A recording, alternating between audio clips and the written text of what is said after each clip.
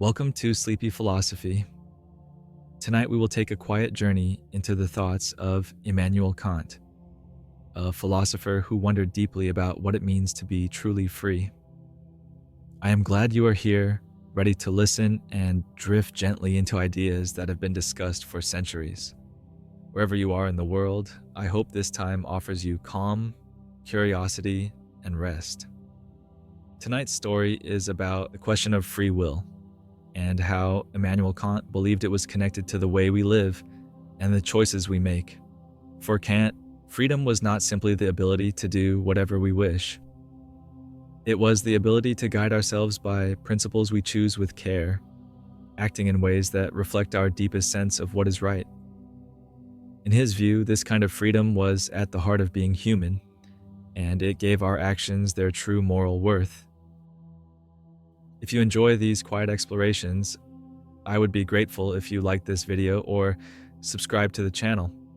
It helps this gentle community grow and makes it possible to share more thoughtful philosophy stories. I also enjoy hearing where you are listening from, so feel free to share your place and time in the comments below. Tonight we will explore the connection between freedom and responsibility, and what it means to truly make a choice. Through Kant's eyes, we will look at how our decisions can be shaped not only by desire, but by a sense of duty and moral purpose. It is a story about the quiet strength that comes from choosing with care and the peace that can come from living in harmony with our values. Imagine the quiet streets of Königsberg in the late 1700s. The air is cool, carrying the scent of the nearby river. Lantern light spills gently onto the cobblestones, and the sound of a distant carriage fades into the night. Inside a modest study, lined with well-worn books, a small desk sits by the window. The flicker of a candle lights the page as Kant writes in his careful, deliberate hand, the steady rhythm of his pen matching the calm of the evening outside.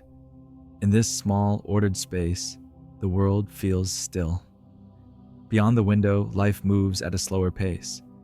People greet one another in the street, shopkeepers close their doors for the night, and the distant bells of the cathedral mark the passing hours.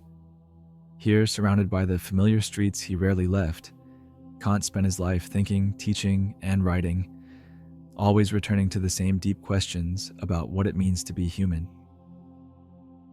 In this quiet setting, it is easy to let the mind wander toward questions that have no simple answers. Freedom, choice, and responsibility are not ideas that rush past us in the noise of the day. They are thoughts that arrive slowly, like the turning of a page, and ask to be considered with care. Here, in the calm of an evening in Königsberg, such questions feel close. What does it mean to be free? How do we know when we are making a choice for the right reasons? And what responsibilities come with the freedom we hold? In this stillness, the mind can rest on these ideas without pressure, allowing them to open gently, like the unfolding of a quiet conversation that continues long into the night. Immanuel Kant was born in 1724 in the city of Königsberg, in what was then Prussia. He lived his entire life there, rarely venturing far from its familiar streets. Kant was a man of routine and discipline, known for keeping to a strict daily schedule that the townspeople could set their clocks by. He spent most of his life teaching at the local university, where he lectured on subjects ranging from physics and astronomy to logic and ethics. But it was in philosophy that he left his deepest mark. Kant was devoted to understanding how we think, how we know, and how we ought to live. His careful, methodical approach reflected a lifelong dedication to clarity and truth, and his work continues to shape philosophical thought to this day. Kant lived during the Enlightenment, a period in Europe when reason and knowledge were celebrated as powerful tools for improving human life. Scholars, scientists, and thinkers sought to understand the world through careful observation and clear thinking, challenging old assumptions and encouraging progress in science, politics, and education. It was also a time of moral reflection. Many believed that reason could help guide not only discoveries about the natural world, but also decisions about how people should live together. Questions about justice, responsibility, and the nature of freedom were widely discussed in books, salons, and universities. In this atmosphere, Kant's work on free will and moral choice became part of a larger conversation about how to build a life and a society guided by principles rather than by chance or impulse. Kant believed that reason was more than a tool for solving problems or making plans. For him, it was the guide that allowed us to choose our actions with purpose. He saw free will as essential to morality because, in his view, a choice has true moral worth only if it is made freely, guided by principles we set for ourselves, rather than by habit or desire. To Kant, freedom was not the absence of rules, but the ability to give ourselves the right ones. When we act from reason and duty, rather than from impulse or convenience, we are exercising the deepest form of freedom. This connection between reason, freedom, and morality was central to his philosophy, shaping much of his writing and his lifelong search for a clear understanding of how we ought to live. For Kant, true freedom was not simply the ability to follow our every desire. Desires can pull us in many directions, often changing with our mood or circumstances. Instead, he believed that real freedom comes when we act according to moral laws we give to ourselves, rules shaped by reason and grounded in what we believe is right. In this view, being free means being self-governing in the deepest sense. It is choosing our path not because it is the easiest or most pleasing, but because it aligns with principles we can stand by, even when it is difficult. Kant thought that when we live this way, our actions gain a kind of dignity, because they are not just reactions to our surroundings, but expressions of our own thoughtful and deliberate will. Kant believed that freedom could not be separated from responsibility. If we have the power to choose our actions, then we also carry the weight of those choices. For him, this was not a burden, but a defining feature of what it means to be human. Our ability to choose morally, guided by reason and a sense of duty, is what lifts our actions above mere instinct or habit. It is what allows us to be accountable for what we do and to shape our lives in ways that reflect our values. In Kant's view, this capacity for moral choice is not only a sign of freedom, it is the very heart of our humanity. Kant often drew a gentle but important distinction between acting from desire and acting from duty. Acting from desire means doing something because it brings us pleasure, comfort, or advantage. There's nothing wrong with this. Many parts of life are guided by what we enjoy or prefer. But for Kant, these choices do not define moral freedom. Acting from duty is different. It means doing something because it is the right thing to do, even when it is not easy or convenient. It might mean keeping a promise when no one is watching, telling the truth even when it is uncomfortable, or helping someone simply because they need it. For Kant, these moments show our deepest freedom, when we act not because we want to, but because we choose to, guided by principles we believe are worth living by. Think back to a time when you made a choice that felt deeply right, even if it was not the easiest path to take. Perhaps it was a small act, like speaking up for someone who needed support, or a quiet decision to keep a promise when no one else would have known if you had let it go.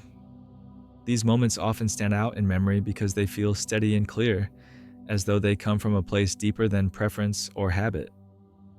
In those times, we may sense a quiet strength, a feeling that we have chosen not just for ourselves, but in line with something we believe matters. Kant would say that it is in these moments that we come closest to understanding the true meaning of freedom. It might be choosing to help a neighbor carry their groceries up the stairs, even when you are tired and ready to rest. Or deciding to tell the truth about a small mistake at work, knowing it might cause you some trouble, but feeling it is the honest thing to do. It could be turning down an easy shortcut because you know it would compromise your values, or taking the time to listen patiently to a friend who needs to talk, even when your day has been long.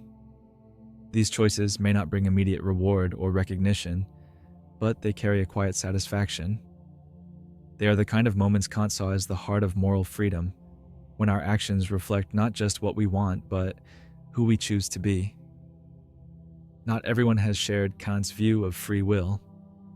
Some philosophers have suggested that our freedom is far more limited than we might like to believe. They point out that our choices are shaped by many factors: our upbringing, our habits, the society we live in, and even the laws of nature that govern how the world works. From this perspective, what feels like a free choice might simply be the result of countless influences we cannot control. Our desires, our fears, and even our sense of what is possible could all be shaped by forces outside our awareness. These ideas do not necessarily remove the value of our decisions, but they do invite us to wonder how much of our freedom is truly our own. Some thinkers have explored the idea of determinism, the belief that every event, including our decisions, is the result of causes that came before. In this view, each choice we make is linked to a chain of events stretching back long before we were aware of them.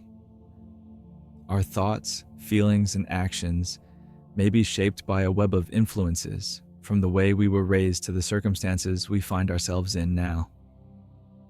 This raises a gentle question. If so much of what we do is shaped by forces beyond our control, how free are we really? Determinism does not have to mean that our lives lack meaning or purpose, but it does invite us to reflect on where our choices come from, and how much of our freedom is shaped by the world around us.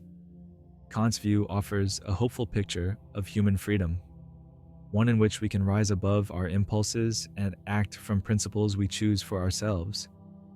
It suggests that no matter our circumstances, there is always a part of us capable of moral choice, and that this inner freedom gives our lives dignity and direction. At the same time, the idea of determinism reminds us to be humble about the limits of that freedom. It encourages us to see how our actions are shaped by history, habit, and the many threads of influence that weave through our lives. Between these perspectives lies a quiet space for reflection, where we can appreciate both the power of choice and the complexity of what it means to be free. Take a moment to think softly about the choices you make in your own life. Some may be small, like deciding how to spend a quiet afternoon. Others may be larger, shaping the direction of your days or the way you live with others. Consider how these decisions feel when you make them. Are they guided mostly by what is comfortable or familiar? Or do they sometimes come from a place of deeper conviction? Kant would invite us to notice the moments when we act, not just because we want to, but because we feel it is right. A choice that reflects the kind of person we wish to be. What does it mean for you to choose well? Is it a matter of finding the most rewarding outcome, or of knowing deep down that your decision rests on something you believe in? And how does it feel when your choices align with your values, when your actions reflect not just passing wishes, but the principles you hope to live by? These are quiet questions without pressure to answer right away, but they can open a gentle space for noticing how freedom and responsibility move through your daily life. Free will, whether it is complete or only partial, can be approached with care and integrity. Even if our choices are shaped by many influences, there is meaning in pausing to consider them, in asking ourselves what kind of life we want to create. Each moment of thoughtful decision-making is a quiet act of shaping who we are and how we live in the world.